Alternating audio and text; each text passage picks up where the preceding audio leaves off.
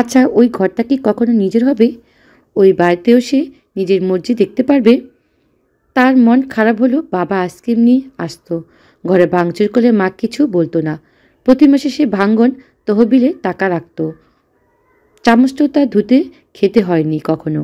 ছোটবেলা থেকে নীলাদি ও অন্দিলার মাঝে দাঁড়িপাল্লার অন্দিলার ভারী ছিল। মাঝে মাঝে তো সে নীলাদিকে বলতো, ভাইয়া, আমার মনে হয় তোকে ময়লার ডাস্টবিন থেকে তুলে আনা হয়েছে। সিনেমায় দেখায় না, স্বামী স্ত্রী বাচ্চা হয় না বলে বাচ্চারা রাস্তা থেকে নিয়ে আসে, তারপর তাদের কোল আলো করে রাজপুত্র আসে। আমার মনে হয় রাস্তার ছেলেটা তুই। আর নীলাদি কেঁদে ভাসাতো। ছবি এনে মুখের সামনে এনে বলতো, আমি মোটেই রাস্তার ছেলে নই, এই যে প্রমাণ, আমি হসপিটালে হয়েছি। অন্দিলার তখন নির্লিপ্তভাবে বলতো, তাহলে মনে হয় তোকে হসপিটাল থেকে তুলে এনেছে। তারপর নীলাদির কান্না আরও বাড়ত। কথাগুলো ভাবতেই হেসে উঠল অন্দিলা। এরই মাঝে কড়া পড়ল দরজায়। কে? সাবেরা থমথমে সরে বলল, আমি। মায়ের স্বর শুনতে জড়সড় হয়ে বসল অন্দিলা। বাসায় ফিরে আসার পর থেকে মায়ের সাথে কোনো কথাই হয়নি সে। এখন বিদায় সময় ঘনিয়ে এসেছে। একটু পর অব্রের সাথেও বাড়ি চলে যেতে হবে তাদের। সাবেরা ভিতরে প্রবেশ করলেন, বসলেন মেয়ের পাশে। নিস্তব্ধতা ভর করল ঘরে। অন্দিলা তার মতো গুছগাছ করছে। সাবেরা বসে রইল, কোনো কথা বলল না। অন্দিলা সব জামাকাপড় গুছিয়ে ফেলল, লাগেজ আটকে বলল, আমার গোছানো শেষ। হুম। মায়ের এমন শান্ত আচরণে অভিমানে পারদ গাঢ় হলো। একটিবার জিজ্ঞেস করে যেত না, তুমি কেন কাজটা করেছ? একবার শুধানো যেত না, বিয়ের পর তোমার কেমন লাগছে? মন কি ভালো আছে? না, তার মা কোনো কিছুই শুধালো না। অন্দিলা ভেবেছিল মা হয়তো নিজের ভুল বুঝতে পারবে, মেয়েকেও বকবে তার ভুলের জন্য, তারপর জড়িয়ে ধরবে। কিন্তু এমন কিছুই হলো না।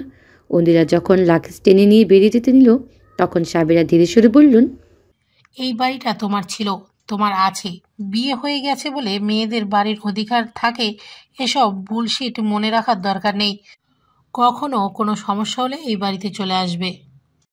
এসে কি হবে, শুধু থাকার স্থান। খুব শান্ত স্বরে কথাটি বলল অন্দিলা। সাবেরা কপাল কুঁচকাল, গম্ভীর স্বরে বলল, এটা তোমার বাড়ি, এসে কি হবে মানে? বিয়ের আগেও তো আমার বাড়ি ছিল। কতবার নিজের মনের কথা বলতে চেয়েছি, নিজের পছন্দ অপছন্দ জাহির করতে চেয়েছি, কই তখন তো কেউ শোনেনি। এখন তো বিয়েই হয়ে গেছে, এখন কি তার শোনা হবে? চিন্তা করো না, আমার সমস্যা হবে না। আমি খুব গুছিয়ে সংসার করব, দেখো। বলে মিলান হাসল সে। সাবেরা অপরাধী চোখে তাকিয়ে রইল।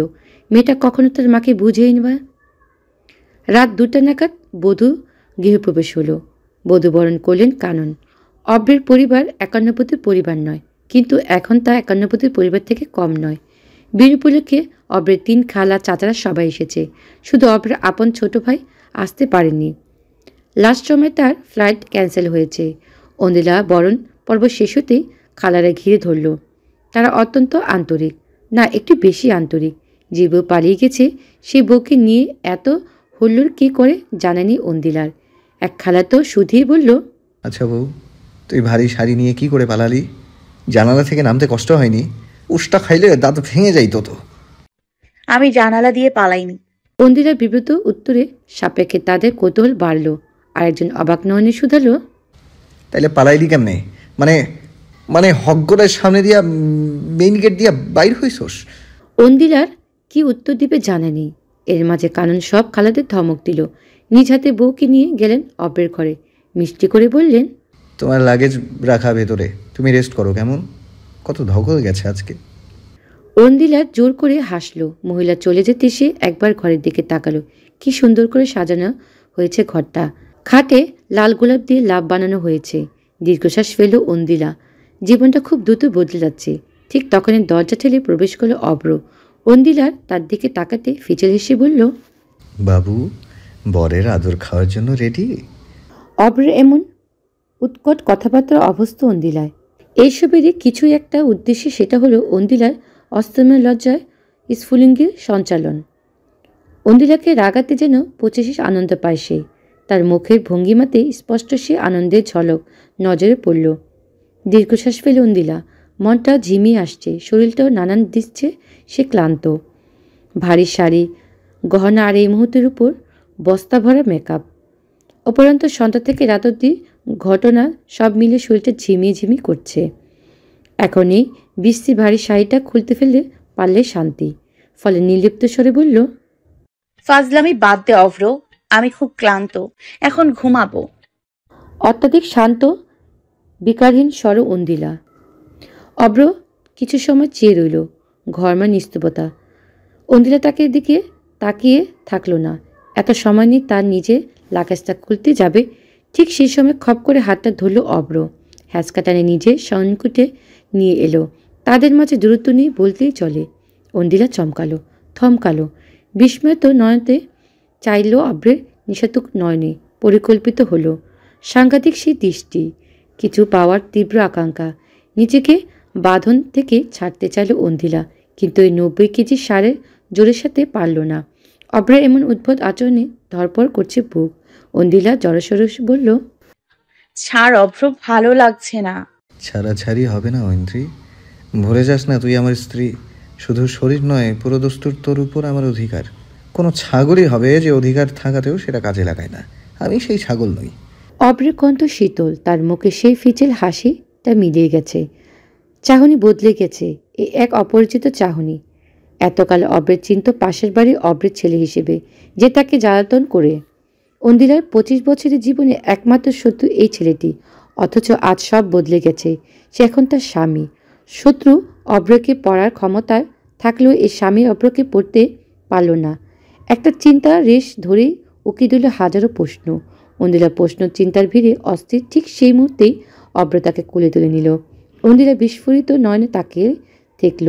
অভ্র তার বিস্মিত হতবাক নয়নকে 2 পয়সার দাম দিল না। হাঁটা শুরু করলো ফুলসজ্জিত খাটের দিকে। অন্দিলা এবার ভরকালো। মাথা খারাপ হয়ে গেছে তোর? কি করছিস? যা বাসর রাতে সব স্বামী স্ত্রী করে। নিশ্চয়ই আমি তোকে এখানে পুতুলের মতো বসিয়ে রাখার জন্য বিয়ে করিনি। অভ্রের কণ্ঠে যেন অপরিচিত লাগলো অন্দিলার। ফলে বৃষ্টি অস্থিরতায় ছটফট করতে লাগলো সে। কিন্তু তার ছটফটানি অপেক্ষা করলো অভ্র। অন্দিলাকে এরকম ছুরি মারল যেন খাটে, তারপর তার উপর ভর দিয়ে ঝুঁকলো। ভারী শরীরটা মিশিয়ে ফেললো পাতলা তনু। ফুলের কারুকার্য একেবারে এলোমেলো হয়ে গেল। ক্ষিপ্ত হলো অন্দিলার চিরচিন্তাগুলো। বিমূঢ় হয়ে গেল মস্তিষ্ক। হুট করে মস্তিষ্ক বলল, এটাই তো ছিল ভবিতব্য। সে তোমার স্বামী, ঘনিষ্ঠ তো সে হবেই। অন্দিলা তার ছটফটানি থামিয়ে দিল। ক্ষান্ত হয়ে গেল মনশহরে কাল বৈশাখী। ক্লান্ত শরীরটা ছেড়ে দিল। অব্রতার কাছে এলেও সে নির্বিকার রইল। অব্রতার কাছে আসতে সে নিস্তেজ হয়ে গেল। মুখখানে ফিরিয়ে নিল। অব্র থামল, দেখল গাঢ় নয়নে। আপাত দৃষ্টির সবার মধ্যে হতে পারে অন্দিলা তার প্রতিবাদ বিদ্রোহী সব থামিয়ে দিয়েছে, কিন্তু অব্র বুঝল মেয়েটা তার হৃদয় প্রকোষ্ঠলে তুলেছে অভেদ্র দেওয়াল। অভ্র হাসল। পর মুহূর্তে উঠে গেল সে। অন্দিলার ওপর থেকে ভারী শাড়িটা সরে যাওয়া অবাক হলো সে। চোখ ফুরিয়ে তাকাতে দেখল অভ্র তার আলমারির কাছে যেতে গেল। একটা নীল টি শার্ট আর শার্ট বের করে চলে গেল বাথরুমে। তারপর শাওরের তীব্র শব্দ কানে এলো। অন্দিলা বিমূঢ় শুয়ে রইল। ছেলেটা কি চায়? এমন বেপরোয়া আচরণ কেন? মিনিট 20 বাদে বের হলো অভ্র। বিড়ার চুল থেকে বিন্দু বিন্দু পানি গড়িয়ে পড়ছে শ্যাম মুখে। তাওয়ালটা ছুঁড়ে মারল অন্দিলার দিকে। অন্দিলা হতবাক তাকিয়েছে। রাগেশ্বরে বলল, কি? ছড়িয়ে দে। বলে নির্বাক চিত্তে বিছানার কাছে চলে এলো সে। বিনা ভনিতায় হিংস্র জীবীর মতো ছিঁড়ে ফানা ফানা করে ফেলে বিছানার সব সাজগোজ। অতঃপর সেই উচ্ছেদ ফুলগুলো স্তব্ধ করে ফেলে দিল ঘরের কোণে। অন্দিলা হা করে তাকিয়ে রইল উন্মাদ ছেলেটির কাণ্ড কারখানায়। অপর মুখে ছড়িয়েছে বিরক্ত। অন্দিলার দিকে তাকিয়ে বলল, আমি ওই মুভি সিনেমার মতো ঢং পারি না। আমার খাট ছাড়া ঘুম হয় না। আমি বাম পাশে ঘুমাই। এখন তুই বুঝে নে কি করবি। বলে ধারাম করে শুয়ে পড়ল অভ্র। বিকট শব্দ হলো। অন্দিলা অবাক হলো খাটের মজবুত দেখে। এত বিশালাকার লোকটি এভাবে ধরাম করে শুলেও কিছুই হলো না খাটে। অন্দিলার রাগ হচ্ছে এই উন্মাদ সুলভ্য কাজে। ফলে ক্রোধিত স্বরে শুধালো, এমন পাগলামি করছিস কেন? আমার রাগ নির্জীব বস্তুর ওপর ঝাড়ছিস। কে বলেছে আমি রেগে আছি? মুখখানে ফিরিয়ে নিলিপ্ত স্বরে শুধালো অভ্র। অন্দিলা থতমত খেল। অভ্র তার উত্তর অপেক্ষা না করেই বলল, আমি আমার ঘরে এভাবেই থাকি। এমন উশৃঙ্খল, এমনই জানোয়ার সুলভ আমার আচরণ। আমি কারোর জন্য নিজেকে বদলাতে পারবো না। তুই আমার স্ত্রী ঐন্দ্রী। আমাকে এখন একটু চিনতে শেখ। এই জানোয়ারের সাথেই তোকে থাকতে হবে চিরকাল। তোর কি ধারণা আমি করতে পারিনি বলে এমন আচরণ করছি? শোন, আমি এতটা পারভার্ট না। আমার কিছু নিজস্ব নৈতিকতা আছে, রুলস আছে। আমার স্পর্শে যদি আমার বউ লজ্জাই না পায়, তবে পুরুষ হিসেবে আমি ব্যর্থ। যেদিন আমার স্পর্শে তোর হৃদয়ে কম্পন আসবে, সেদিন আমি তোর থেকে আমার অধিকার আদায় করে নেব। বলে কুলবালিশটা জড়িয়ে চোখ বুঝে ফেলল অব্র। রন্দিলা দাঁড়িয়ে রইল বিমূঢ়। না, সে ভুল। এই পুরুষকে বোঝার ক্ষমতা তার নেই, কোনো কালেই ছিল না। নিগুড় রাত, গাঢ় ঘুমে তলিয়াছে অন্দিলা। হুট করে অনুভব হলো একটা পাথরের বস্তা গলার কাছে থপ এসে পড়ল। তার পেটের উপর একটা পাথর বস্তা। নিঃশ্বাস নিতে কষ্ট হচ্ছে, দম বন্ধ লাগছে। এই বুঝি পড়ে যাবে সে। কিন্তু সে তো ঘুমাচ্ছিল অব্রের ঘরে। অব্র কি তাকে মেরে ফেলার জন্য তাকে পাথর চাপা দিয়েছে? চিন্তার মস্তিষ্কে কষে জাগ্রত হতে তড়িৎ গতিতে চোখ মেলল অন্দিলা। ঘর অন্ধকার। আশপাশটা দেখতেই অনুভব হলো সে অব্রের ঘরেই আছে। মস্তিষ্ক একটু জাগ্রত হতে অনুভব করলো সে হাত পা নাড়াতে পারছে না। অস্থির হলো চিত্র। পরমুহূর্তে নিজেকে শান্ত করলো যখন বোধ হলো তার উপর কোনো পাথর বস্তা না, এগুলো অব্রের হাত পা। একটা মানুষ এত বাজেভাবে কি করে ঘুমাতে পারে? অব্রের হাত তার গলার উপর, পা পেটের উপর। অন্দিলার দম আটকে আসার জোগাড় হলো। হালকা শরীরের সকল শক্তি পুঞ্জীভূত করে ধাক্কা দিল সে অব্রকে। কিন্তু সে সরার বদলে নড়ে আরও সন্নিকটে চলে এলো। মুখ গুজলে অন্দিলার ঘাড়ে। শরীরের সমস্ত ভর অন্দিলার উপর। অন্দিলার ধাক্কাধাক্কি করলো, কাঁধ দিল না। অব্রের কোলবালিশ অবহেলায় পড়ে আছে মেঝেতে, আর সে ঘুমিয়েছে অন্দিলার উপর। অবশেষে ক্লান্ত হয়ে পড়ল সে, শরীর ছেড়ে দিল, তলিয়ে পড়ল গভীর ঘুমে। অন্দিলার সারা শরীরে ব্যথা। ঘুম ভাঙল খুব দেরিতে। পাথরটা এখনো ঘুমে। সারাটা রাত অন্দিলার উপর এভাবে বেঘরে ঘুমোচ্ছিল এই মানব। আর সহ্য হচ্ছে না, ফলে নিজের গায়ের সমস্ত শক্তি দিয়ে ধাক্কা দিল সে অব্রকে। ধাক্কাতে এবার কাজেই দিল। গড়িয়ে পড়ে গেল অব্র, ফলে ঘুম ভেঙে গেল। বিমূঢ় দৃষ্টিতে বোঝার চেষ্টা করল পৃথিবীকে। অন্দিলা কপিত স্বরে বলল, আর একবার এমন করলে দেখিস কি করি। বলে উঠে গেছে সে। অব্র হতবাক নয়নে তাকিয়ে রইল। বুঝতে পারল না হলোটা কি। নতুন বউ এত দেরি করে উঠেছে, ব্যাপারটা বেশ আড়ালন সৃষ্টি করল। ওপর থেকে অন্দিলা পা ফেলতো যেন কষ্ট হচ্ছিল। 90 কেজি ওজনের একটা পাথর যদি নিজের সব ভার ছেড়ে দেয়, তার উপর ঘুমাবে, এটা ছোট দেহ কি সইতে পারে? কিন্তু ব্যাপারটা অন্যভাবে নিলে অব্রের দিক খালা। একজন তো খাওয়ার টেবিলে বলে উঠলেন। খেতে খেতে বিষম খেল অন্দিলা। নাকের মুখে উঠল খাবার। তাড়াতাড়ি পানি খেল সে। সময় নিচে এলো অব্র, চেয়ার টেনে বসলো। অন্দিলা তার দিকে অগ্নিদৃষ্টি তাকালো। এর মাঝে আরেক খালা বলে উঠলেন। ভদ্রমহিলার কথা শুনে জমে গেল অন্দিলা। কি উত্তর নেওয়া উচিত তা জানা নেই। নতুন বইয়ের মতো লজ্জা পেয়ে মাথা নত করার কথা অভ্যাস নেই, তাই সে ফেলফেল করে চেয়ে রইল খালার দিকে। ঠিক তখন পাশ থেকে অব্র মুখে খাবার পরে বলল, এটা কি ফুড পান্ডা খালা? অর্ডার দিলাম আর আধা ঘন্টায় ডেলিভারি। সময় লাগে এসবে, চিন্তা করো না। অর্ডার দিয়েছি, 11 মাসে কোনো না কোনো নিউজ পেয়ে যাবা। অকপটে ঘরপতি লোকের সামনে উত্তর দিল অব্র। অন্দিলা মনে মনে বলল, আল্লাহ মাটি ফাঁক হয়ে যাক, আমি ঢুকে পড়ি, আর সহ্য হচ্ছে না। খাওয়া দাওয়া শেষে অন্দিলা গেল রান্নাঘরের দিকে। কানন তখন খুন্তি নাড়তে ব্যস্ত। সবিরন পটল কাটছে। সকাল থেকে মেঘলা করে আছে আকাশ, তাপ নেই সূর্যে। তাই দুপুরে রান্না খিচুড়ি, বেগুন ভাজা, পটল ভাজা আর গরুর মাংস ভুনা। অন্দিলা শাশুড়ির পাশে দাঁড়িয়ে আছে। কানন খুন্তি নাড়তে নাড়তে বলল, কিছু লাগবে তোমার? আপনি আমার উপর রেগে নেই মা? খুন্তি থেমে গেল কাননের। পাশ ফিরে দেখল অন্দিলা নতমস্তকে দাঁড়িয়ে আছে। কানন মৃদু হাসল, স্মিত স্বরে বলল, সত্যি শুনতে চাও তুমি? কাননের কথা বুকখানা ধক করে উঠল অন্দিলার। মুখখানা মিয়ে গেল। ভয় ঘিরে ধরল তাকে। বিয়েটা যেভাবে হোক, এখন এই বাড়ি তার একমাত্র আশ্রয়স্থল, আর এই বাড়ির মানুষগুলো তার আপনজন। কানন ধীরে গলায় বলল, যখন প্রথম জানলাম তুমি পালিয়ে গেছো, আমার খুব রাগ হয়েছিল। তোমার উপর ভীষণ অসন্তুষ্ট হয়েছিলাম, কষ্ট পেয়েছিলাম। ছেলের মা আমি, নিশ্চয়ই আমি চাইবো না কেউ আমার ছেলেকে প্রত্যাখ্যান করুক।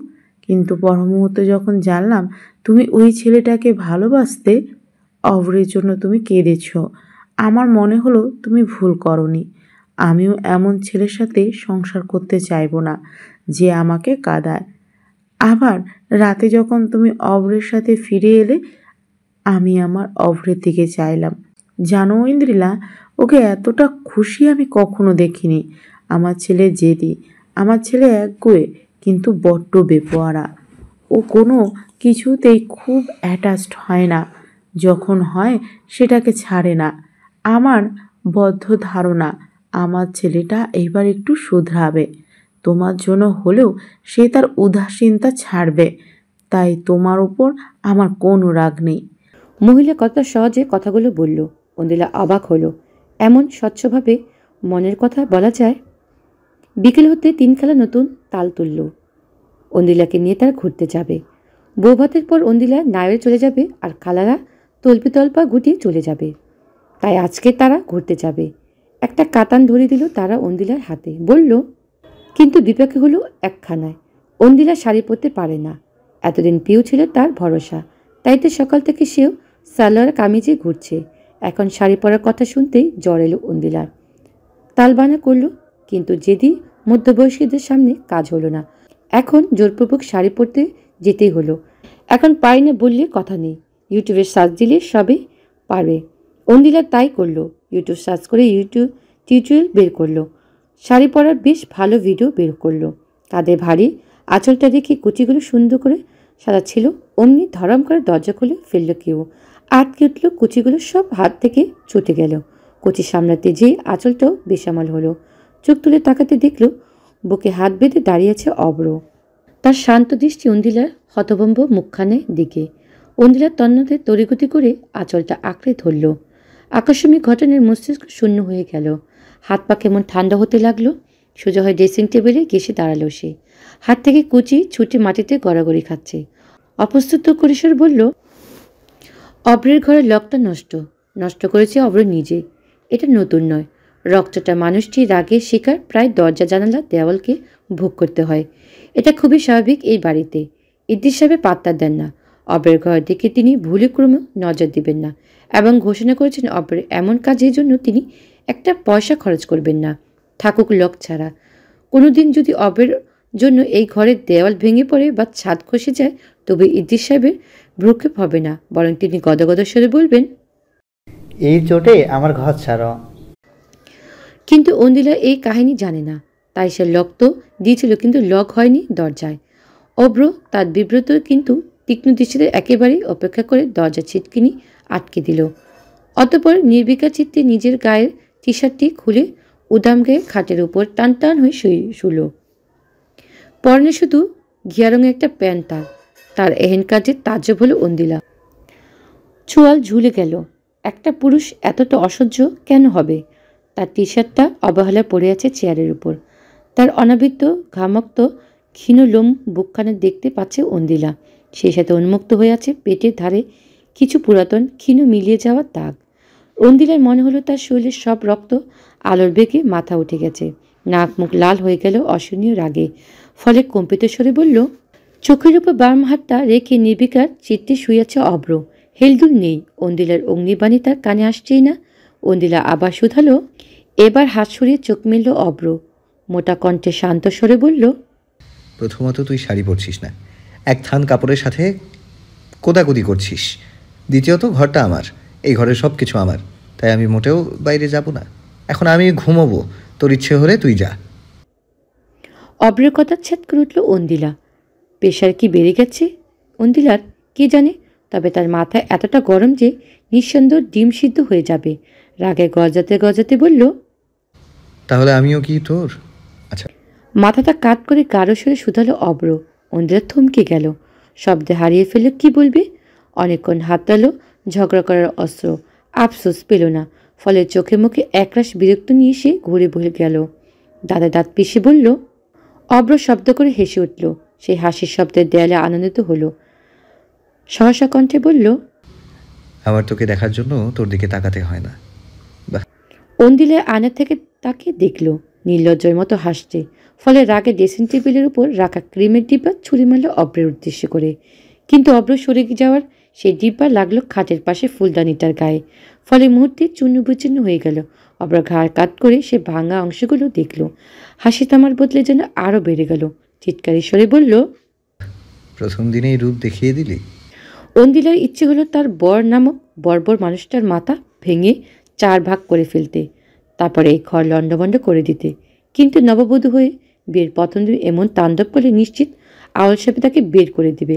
তখন যে উঠতে হবে মায়ের বাড়িতে। কিন্তু আগের রাতে বড় গলা বলেছিল সে ওখানে ফিরবে না, রাগ কমাতে হবে। ফলে ধপ করে বসে পড়ল সে, মাথাখানা চেপে রাখলো। ঠিক তখনই দেখলো বিশালাকার 2টো পা তার সামনে এসে দাঁড়িয়েছে। মুখ তুলল, বলল, উঠ, কোদাকুদি করতে করতে ঘেমে গেছিস। বলে বাহু টেনে দাঁড় করালো অন্দিলাকে। অন্দিলা রাগেশ্বরে শুধালো, কি করছিস? অব্র উত্তর দিল না, শাড়িটা হাতে নিল। তারপর ইউটিউবে সেই টিউটোরিয়াল দেখে আস্তে আস্তে শাড়িটা পরাতে শুরু করলো। অন্দিলা অবাক দৃশ্যে তাকিয়ে রইল ছেলেটার দিকে। এক রোখায় এক গুছিয়ে যত্নশীল হতেও পারে সে আকাশকুসুম ঘটনা। কি দৃঢ় প্রযত্ন! যখন তার রুক্ষ হাতে ছোঁয়া অন্দিলার অনাবৃত্ত ওদরে লাগছিল, কেঁপে উঠছিল সমস্ত দেহ। অন্দিলা কিনপদ বিমূর দাঁড়িয়েছিল। অব্র আঁচলটা ছেড়ে দিল, তার ভেজা চুলগুলো টেনে সামনে এক পাশে রাখল। লম্বা চুল থেকে পানি পড়ছে, ঘামে ভেজা রাগে লালচে হওয়া একটা মুখ, লম্বা অবিন্যস্ত ভেজা চুল আর মিষ্টি রঙের শাড়ি। অব্রের নীলে চোখে তাকিয়ে রইল সামনে দাঁড়িয়ে থাকা রমণীর দিকে। গাঢ় সেই দৃষ্টিতে কি যেন ছিল যা মুহূর্তে অসুস্থ ঘিরে ধরল অন্দিলাকে। সে বাস্তবতা দেখিয়ে বলল, সর, এখনই তোর পাগলা খালার দল আমাকে ডাকবে। বলে ড্রেসিং টেবিলের সামনে চুলগুলো আঁচাতে লাগলো। অন্দিলা চুলগুলো বাঁধতে নিলে অব্র গাঢ় স্বরে বলল, বাঁধিস না, তোকে খোলা চুলে বেশি ভালো লাগে। মুগ্ধ সমনীয় কণ্ঠে অব্রের। অন্দিলা আয়নার মধ্যে তাকালো অব্রের চোখে। কতটা সময় তাদের দৃষ্টি বিনিময় হলো নিজেরাও জানে না। এর মাঝে খালার কণ্ঠে শোনা গেল, সম্বিত ফিরল দুজনের। অব্র দাঁড়িয়ে থাকলো না, টেবিলের উপরে রাখা সিগারেটের প্যাকেটটা প্যান্টের পকেটে ঢুকিয়ে সে হনহন করে চলে গেল বারান্দায়। অন্দিলা এখনো দাঁড়িয়ে রইল, তার হৃদস্পন্দন তীব্র হয়ে আছে, শান্ত হচ্ছে না কিছুতেই। এমন কেন হচ্ছে? অন্দিলা নেমে আসতে খালাদের উৎসাহ কমতি নেই। তারা যাবে আজ একটি পার্কে। একটু আগেও বিনা শব্দে ঝুম বৃষ্টি হয়েছিল। এক কাদা পানিতে কি করে কারো পার্কে যেতে ইচ্ছে হয়? এ খালা বলল। এর মধ্যে অব্র নেমে এলো, পরনে একটা নীল পাঞ্জাবি, হাতা কোণে অবধি গুটিয়ে রাখা ঘড়িটা পড়তে পড়তে বলল, চলো। হ্যাঁ, তোমাদের 4 রমণীকে ছেড়ে দেওয়া মানে পরদিন নিউজ পেপারের হেডলাইন হওয়া, সেই চান্স নিচ্ছি না। আর আমার এত সুন্দর বউ, তোমাদের আইসক্রিম পেলে তো হুঁশ থাকে না। দেখা যাবে আমার বউকে হারিয়ে এসেছো, তখন বউয়ের শোকে আমি দেবদাস হয়ে যাব। নো নো, চান্স নিব না, চলো। অন্দিলা তীক্ষ্ণ দৃষ্টিতে তাকিয়ে রইল অব্রের দিকে। অব্র সবার সামনে অন্দিলার হাতটা ধরল। সে ছাড়তে চাইলেও পারল না, কারণ অব্রের বাঁধন শুধু শক্ত না, খুব শক্ত। রাস্তার ধার দিয়ে হেঁটেছে পিউ।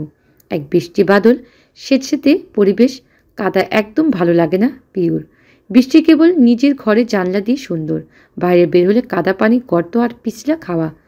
দুবার পিছল খাদায় পা পিছল পিউ, দীর্ঘশ্বাস বেরিয়ে এলো। ঠিক তখনই কারো স্বর কানে এলো, এই পিউ, এই পিউ। পিউ তাকালো আকাশের দিকে। আকাশ ডাকছে নীলাদ্রি ভাইয়ের স্বরে। বুদ্ধিমতী পিউর এমন বোকা চিন্তা করা অন্যায়, তাই সে আশেপাশ দেখল। তখন নীলাদ্রি বলল, আশেপাশে তাকাচ্ছ কেন? আমি তো গাছে।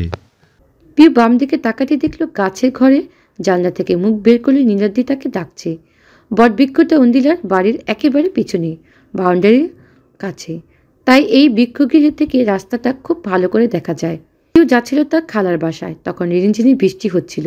মেঘের গঞ্জনে একটু পর পরই শোনা যাচ্ছে, একটু পর ঝুম করে নামবে জলদি কান্না। ছাতা নেই পিউর কাছে, তার মুখখানা ভিজে গেছে। নীলাদ্রি বলল, কোথায় যাচ্ছ? খালা বাড়ি।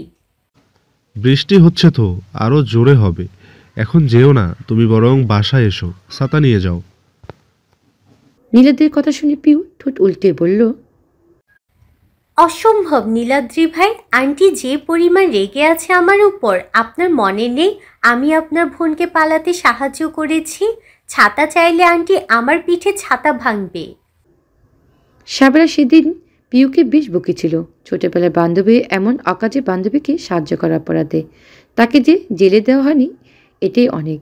তাই এখন তার সামনে যেতে চায় না পিউ। নীলাদ্রি তখন বলল, তাহলে উঠে এসো, আমার ঘরে তোমাকে কেউ কিচ্ছু বলবে না। আপনার ঘর? হ্যাঁ, আমার বৃক্ষ প্রসাদ। তুমি চাইলে এখানে সারাদিন থাকতেও পারবে। বলে নির্মল হাসল নীলাদ্রি। মানুষটি এতটা সুন্দর করে কি করে হাসতে পারে জানা নেই। পিউ বলল, আসবো কি করে? আপনার প্রাসাদে আসতে হলে তো আন্টি সীমানা পার হতে হবে। তুমি চিন্তা করো না, মা কন্যা শোকে একটু মূর্ছিত। কে আসলো গেল তার খোঁজ নেই। পিউ হাসল। গেটের দারোয়ান নেই, তাই ফুরুত করে ঢুকে পড়ল সে। বিক্রয়গৃহে উঠতে হলে সিঁড়ির সহায়তা নিতে হয়। কাঠের সিঁড়ি পিছলে হয়ে আছে বৃষ্টি ভিজে। পিউ বলল, উঠবো কি করে? আমি তো পড়ে যাব। আমি তো শুকনোতে পিছলা খাই, এটা তো পিছলাই আসছে। তুমি তো বুদ্ধিমতী পিউ, এই সামান্য সিঁড়িতে উঠতে পারবে না? আপনি হাত দিন, আমি হাত ধরে উঠব। নীলাদি একটু ভাবল। কিছুক্ষণ বাদে দরজা থেকে দুটি সিঁড়ি নেমে হাত বাড়ালো। পিউ জুতো খুলে উঠতে সিঁড়ি বেয়ে তারপর খপ করে ধরল নীলাদির হাত। ইস, হাতটা সারা জীবনের জন্য ধরা গেলে মন্দ হতো না। নীলাদির চোখ মুছে লজ্জায়। প্রথম কোনো পরনারীর হাত ধরেছে সে। পিউ তার হাত ধরতে প্রবেশ করল তার বৃক্ষ প্রসাদে। ছোট্ট একটা ঘর, যেখানে হামাগুড়ি দিয়ে প্রবেশ করতে হয়। একটা তোষক, একটা কম্বল আর নীলাদি স্তূপকৃত জামা কাপড় আর বই। একটি টিপট আছে, সেখানে গরম পানি ব্যবস্থা করা আছে ছোট্ট একটা চুল্লি দিয়ে। পিউ নিপুল চোখে দেখল নীলাদ্রির ঘর। অবাক চোখে বলল, আপনার কষ্ট হয় না নীলাদ্রি ভাই? বৃষ্টির দিন এখানে থাকেন কি করে? ডাবল মাস্টার্স কি খালি খালি করা? বলে একটা সুতো টান দিল। সাথে সাথে প্লাস্টিকের পর্দা ঘিরে দিল কাঠের বাড়ি। পিউ বলল, আপনার তো অনেক বুদ্ধি নীলাদ্রি ভাই। তার কি, শুধু বাবাই কদর করে না। আচ্ছা, কফি খাবে? খাবো। নীলাদ্রি মিনিট 10 মধ্যে কফি বানিয়ে ফেলল। পিউ কফিতে চুমুক দিয়ে বলল, আপনি এভাবে আর কতদিন থাকবেন? এখন তো আঙ্কেলের সাথে সন্ধি করতে পারেন। না, আমি সন্ধি করব না। আর আমি তো বেশি দিন নেই। অন্দ্রিলার বউ ভাতের পরদিনই আমি চলে যাব। অহেতুক কেন কম্প্রোমাইজ করব? নীলাদ্রি চলে যাবে শুনতে মনটা বসে গেল পিউর। তীব্র বিষাদ ঘিরে ধরল কোমল মন। বিষণ্ণ স্বরে শুধালো, আপনি চলে যাবেন নীলাদ্রি ভাই? হ্যাঁ পিউ, আমার এখানে ভালো লাগে না। আমার প্রকৃতি ভালো লাগে। পাহাড়ে টেন্ট লাগিয়ে ঘুমানো বা সমুদ্রের অতল ঢেউয়ে নৌকার পাল তোলা, সেগুলোই যে আমার প্রিয়। এভাবে ইট পাথরের জীবন আমাকে খুব কুড়ে খায়।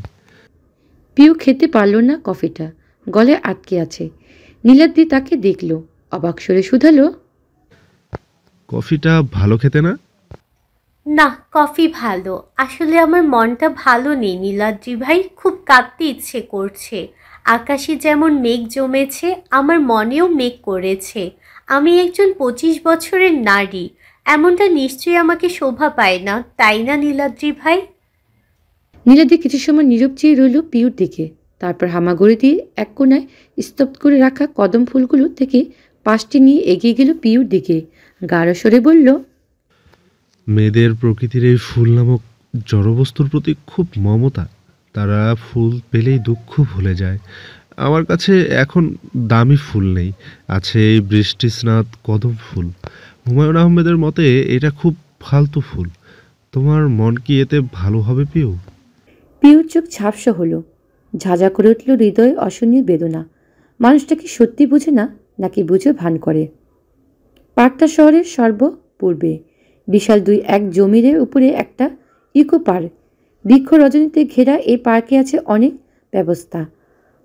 বসে নদী দেখা যায়, বিভিন্ন রাইড আছে, খাওয়ার ব্যবস্থা। কিন্তু অব্রের খালাদের মাথায় চাপলো তারা বোট চালাবে। একে বৃষ্টিতে পানির স্তর বেরিয়ে গেছে। অব্রে বারণ করলো, কিন্তু তারা শুনলই না। ধরলো অন্দিলাকে। অন্দিলা সাঁতার পারে না, অপরন্ত বৃষ্টির জন্য পানি থই করছে। এই পানিতে পড়লে আর বাঁচা লাগবে না, পানি খেয়ে ভেসে উঠবে। তারা এখন অন্দিলাকে টেনে নিয়ে যেতে উদ্যত হলো। ঠিক তখন অব্র অন্দিলার হাত টেনে বলল, ও যাবে না খালা, আমি তো বলেছি ও যাবে না। ঐন্দ্রি সাঁতার পারে না। আর তোমরা মজা করো না, কেউ তো বারণ করেনি। ও আমার সাথে মজা করবে। অব্র এমন কথা খালাদের একজন বাকি দুজন টেনে কিছু বলল। তারপর তারা নিজেরা হাসাহাসি করলো। অন্দিলা তাকিয়ে অব্রের দিকে। বাবা মা ছাড়া কেউ জানে না অন্দিলা সাঁতার জানে না। অব্র কি করে জানলো সেটা? খালারা মজা করে বলল, তারা চলে যেতে অন্দিলা শুধালো। তুই কি করে জানিস আমি সাঁতার পারি না? অব্র হাসল স্মিত, মৃদুস্বরে বলল, এটা তো শুধু সাঁতার বাবু, তোর সম্পর্কে এমন অনেক কিছুই আমি জানি যা হয়তো তুই নিজেও জানিস না। এই যেমন তোর বেগুন অপছন্দ, কিন্তু সবাইকে বলে বেড়াস তোর বেগুনে অ্যালার্জি। ভাঙচুর করে তোর রাগ কমে কারণ ওই ভাঙা অংশগুলো দেখে তোর আফসোস লাগে। সেই আফসোস থেকে অব্যক্ত বিষণ্ণতা তোকে ঘিরে ধরে। সেই বিষণ্ণতা কাটে যখন আঙ্কেল তোকে আইসক্রিম খাওয়ায়। কি ঠিক না? অব্রের হাসিতে দুর্বোধ্য রহস্য। অন্দিলা হতবাক চেয়ে বিমূর কণ্ঠে বলল, আমার সত্যি বেগুনে অ্যালার্জি। অব্রের হাসি প্রশস্ত হলো। সে পকেটে হাত পরে পা বাড়ালো রিনিবিনির দিকে। কিছুটা এগিয়ে অন্দিলা সেই জায়গায় দাঁড়িয়ে থাকতে দেখে বলল, কি হলো, ভূতের মতো দাঁড়িয়ে আছিস কেন?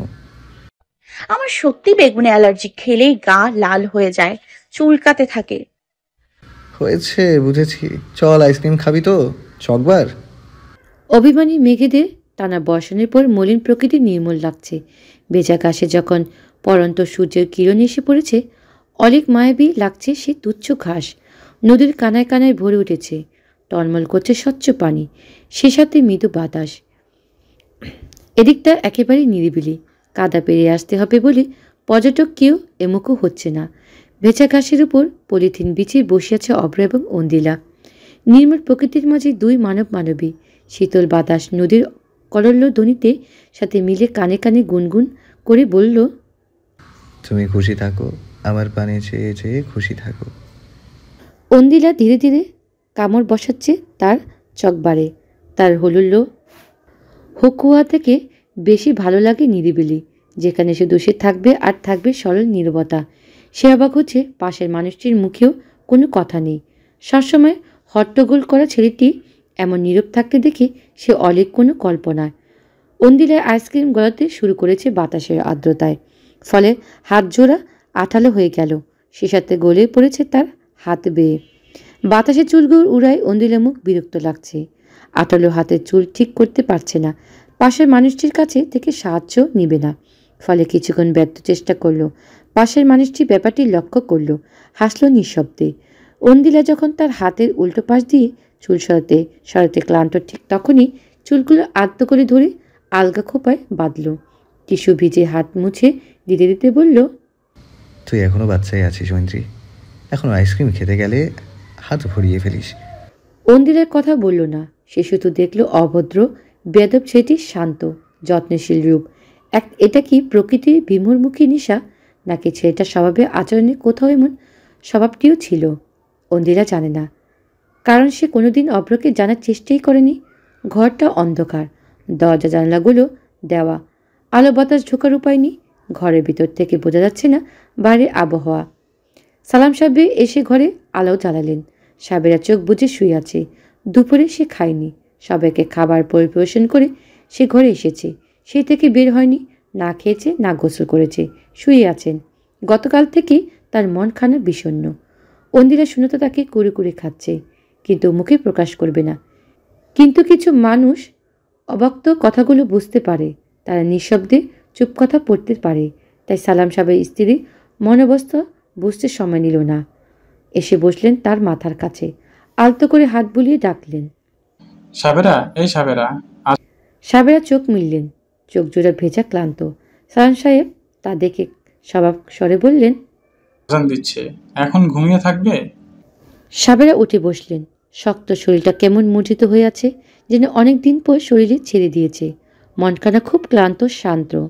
সাবেরা চোখ মুছে বললেন, সন্ধ্যা হয়ে গেছে। হ্যাঁ, তুমি তো কিছু খেলে না। আজ অবশ্য রান্নাটা মজাও হয়নি, কেমন নুন তার বিরস। সাবেরা হাসলেন। স্বামীর স্বভাব তার জানা। এই মানুষটিকে নুন ভরে খাবার দিলেও সে কখনো বলবে না, সাবেরা খাবার ভালো হয়নি। সাবেরা মলিন স্বরে বললেন, সবসময় কি খারাপ ভালো হয়? তাও ঠিক, ওঠো। ঘুম পাচ্ছে গো, ক্লান্ত লাগছে খুব। তাহলে বিয়ে দিতে গেলে কেন মেয়েকে?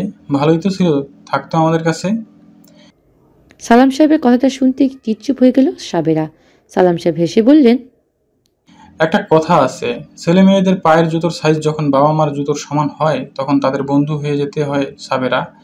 তুমি কেন সেটা বুঝলে না সাবেরা? ঐন্দ্রিলা আমার জেদি মেয়ে। ও একবার মুখ ফেরালে তাকে সে মুখী করা কত কষ্টের তুমি তো জানো। তাহলে কেন এত জেদ করলে? লেকচার দেবার বেলায় বাঙালি সবার আগে। তুমি পেরেছ নিজের ছেলের বন্ধু হতে। সে এখন গাছে থাকে, তার ঘরটাও কবজা করে আছো। আমি তো বোকা মানুষ আর তোমার ছেলে একটা গাধার বাচ্চা, কিন্তু তুমি তো বুদ্ধিমতী। আর আমার মেয়েটা কতটা নরম সেটা তো জানো। শুধু মানুষকে দেখায় সে শক্ত, কিন্তু সে একটা প্যাসহীন সরল নারী, যাকে ভালোবাসার লোভ দেখালেই গলে যায়। আমার মেয়েটা তো ভালোবাসা চায় সাবেরা। তার কি চাওয়াটা কি খুব বেশি? সালাম সাহেব হাসলেন, স্ত্রীর হাতখানা ধরে সাহস সরে বললেন, সবসময় বলো আমি তাকে কেন প্রশ্রয় দেই। আমি তাকে কেন প্রশ্রয় দিব না বলো তো? আমি ছাড়া আমার মেয়েকে কে প্রশ্রয় দিবে? সবাই যে তাকে শুধু সমাজের বিভিন্ন মাপকাঠিতে তুলতেই ব্যস্ত। তবে আমার দৃঢ় বিশ্বাস, এই যে নতুন আমদানি করা আমাদের জামাই ছেলেটা ভালো। সেও আমার মতোই আমার মেয়েকে প্রশ্রয় দেয়। সাবেরা ঠোঁট উল্টে কেঁদে দিলেন, ফুপিয়ে বললেন, এই জন্যই তো আমি এত শক্ত হাতে বিয়েটা দিয়েছি। সালাম সাহেব তার চোখের পানি মুছতে মুছতে বললেন,